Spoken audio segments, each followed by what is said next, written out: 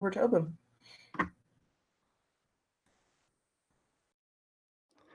All right. Thank you. Can everyone hear me okay? Can I get a thumbs up? All right, thank you. Hello, my name is Obum Ukabam, and I've been working in the technology industry for about 9 years, doing all kinds of things from project management to working with engineers, channel partners, doing their webinars, their events, facilitating all of their lead generation, all these demand gen. And most recently, I am the head of admissions and marketing direct manager for the Hoberton School. So we are a 2-year software engineer school, and we allow everyone to get this access to technology no matter what background you have, right? So we don't those traditional barriers that GPA, maybe criminal background, or those things that kind of keep people out of tech. We alleviate that, and we believe in giving everyone a chance, tuition free, to become a software engineer. So today, I want to talk to you about how dare you think you could do this. Technology is elite. Traditionally, it seems elite, right? People are from the Silicon Valley, or they're from the East Coast, or they may have an Ivy League school background. So, what makes you special? You who are trying to break into tech, or uh, continue to strengthen your skills. What makes you special? How dare you think you can break into this industry? So it's not really about how you can break into the industry. There's an obvious lack of enough talent to handle the capacity of technology. We saw even before the pandemic how technology was boosting, right, with the jobs requirements, all the people they needed. So it continued to explode. They need more people. There is a need for more people and a lack of the talent. And they're finding that a lot of these barriers, or the previous barriers, are part of the problem. This whole being elite, having to have an Ivy League education, or being from the Silicon Valley is part of the problem. So it's not about you being able to do this, because you are and you can. It's about why. It's not how dare you, it's why dare you. Why? What's your reason? And that's all that matters. It's your reason. There's no right answer, right? This is whatever you decide why you want to break into tech, or become whatever you want in this technology industry, is your reason. Now, I want to remind you, though, that you owe it to yourself. So think about why you are really doing this, because that is what you're going to have to keep holding on to when times get tough. And sometimes you can develop new whys, right? There's other things that come up and you realize this is why I'm doing it. Right now, it could be for yourself, it could be for financial gain, because technology, there's a lot of great financial incentives in that. But also, you'll learn later on that you can be an inspiration to other people. You can be doing it for your friends and family. That could become your why. So hold on to those whys, because it kind of gets tough sometimes, because that imposter syndrome creeps in. Yes, we've heard about this all the time, imposter syndrome. And for those who maybe not know the definition of imposter syndrome, it's a psychological condition in which an individual experiences feelings of self-doubt and a fear that others will view them as a fraud. People will tell you all the time about imposter syndrome now, and they'll tell you to get over it. But I want to remind you that it's not your fault that this happens. For instance, I was born to immigrant parents in Wisconsin. So my parents are from Nigeria. They came to this country. They had us. So when we moved, and I was raised in St. Louis, Missouri, in the Ferguson, Florissant. And when I was there, to everyone else, I was a black kid. They see me as a black kid. But when I was with the black kids, I was an African kid. Now, you're not a black kid. You're an African kid. Look at your name. Oh, boom. What is that? Sounds like the monkey from Aladdin, right? And then when I was with the African kids, or the African people who are from Nigeria, let's say, I wasn't the African enough, right? So I'm already getting all these different messages, and it happens to us in our lives too, different things, even from our family, or it could be systemic things. There's a lot of reasons why we feel like imposters. So many messages you've been getting all your life. So it's not your fault, but you can take ownership over that and alleviate it the best way you can. And I wish I could tell you it just goes away. And matter of fact, it creeps up before everything a lot of times. Even me, before coming here to do this speech, we had all these great speakers talking about GitHub and Python, and even Lauren from high school was giving us a speech about tech. And so to me, I feel like, do I even belong here? What am I talking about? Some rah rah speech about imposter syndrome and inspiring others. So listen, everybody may seem like we have it together, but everybody experiences it. A lot. Again, I told you, 9 years in technology industry. A lot of those same people, those people you're trying to become like or work with, they all have it as well.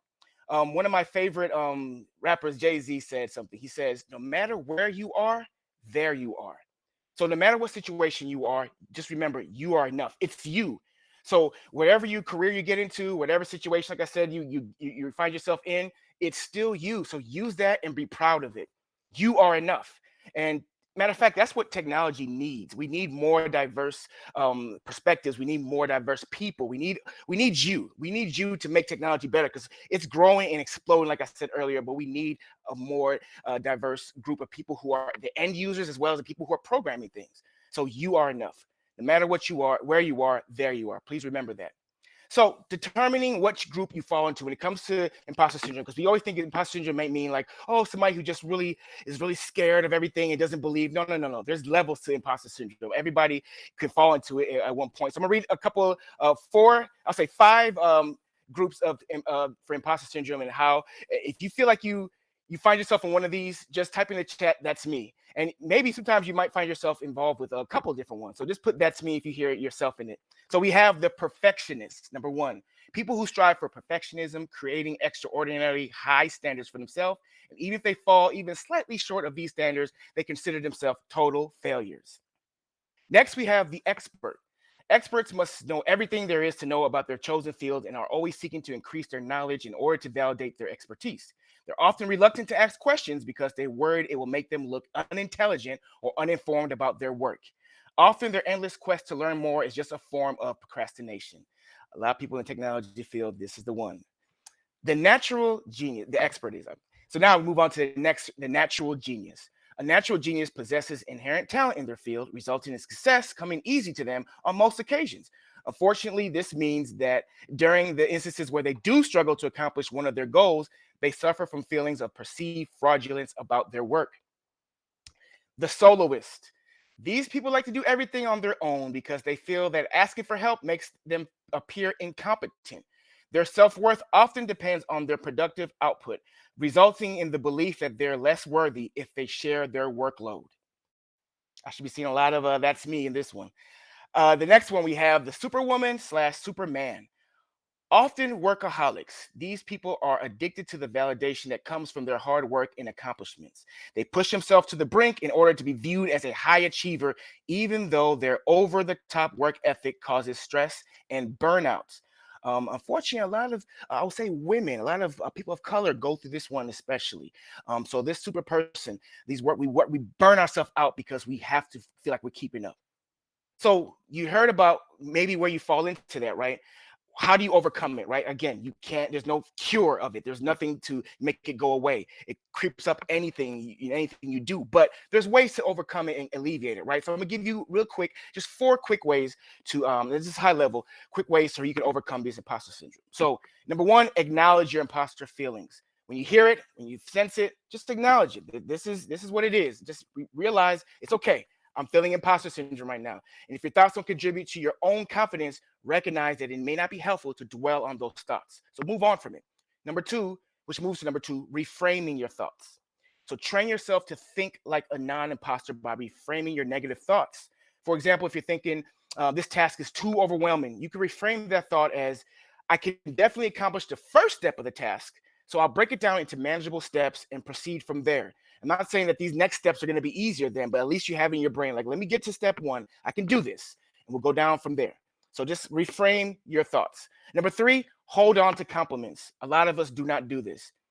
Criticism tends to stay with us longer than praise. So what we do, we try to make jokes or we deflect it because it feels uncomfortable. Somebody could say, "Hey, Boom, great job on that project. You really did a good job on that." And then I'll just say something like, "Oh, hey, I'm trying to be like you," or yeah, no, no, I'm no you, but we do that a lot. You do it. Think about it. Next time you take a compliment, you find yourself deflecting.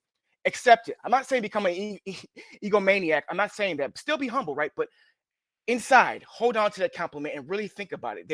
They say even write it down. I'm not great at this all the time, trying to write things down, but if that helps you, write down your compliments when you get home, so you can always have these things. And remember, what people have told you or things that you can compliment yourself. It's okay.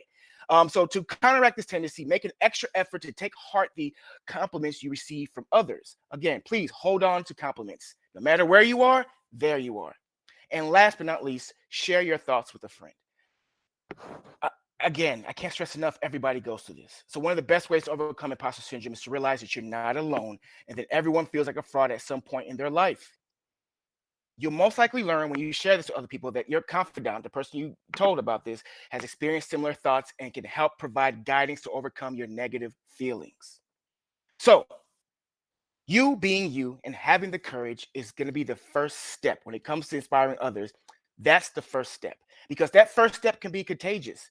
Other people are watching, like whether they're here today, whether they know you're in doing free code camp or whatever you're doing, people are paying attention, they're watching, and so others will be inspired by that. The future generation of people trying to break into this tech industry, they're going to be inspired by you just watching that. So please pay it forward. There's no reason that once you've learned your skill a little bit more, or as you learn your skill, you have your own skills to share with everybody in this field, you can pass it on to the next person. Even Lauren in high school is here passing her skills to you, paying it forward. Alex, everybody that came on, Zach, everybody that talked today, we're passing it, paying it forward. So please continue this. You don't have to, right? You don't have to be expert at your field, but in your own way. You don't have to be some fake motivational speaker, which I sound like today, which I'm not, trust me. But you can just teach somebody about GitHub, teach somebody about maybe Slack or anything you know about. Please pass it on, just pay it forward. So again, thank you guys, Techlahoma, for having me today, freeCodeCamp, and thank you for listening. And I hope you took something from this speech and just realize that no matter what, you're enough, and go get them. All right. So if you have any questions, you can reach out to me on LinkedIn. Should be in the chat. You have any questions about the Hoberton School? Reach out to me about that, and or just anything. You want to get involved with the community? You want to get involved with other people? You want access to other people who may need these skills or your help? Let me know. I can help you, connect you with people. So thank you again.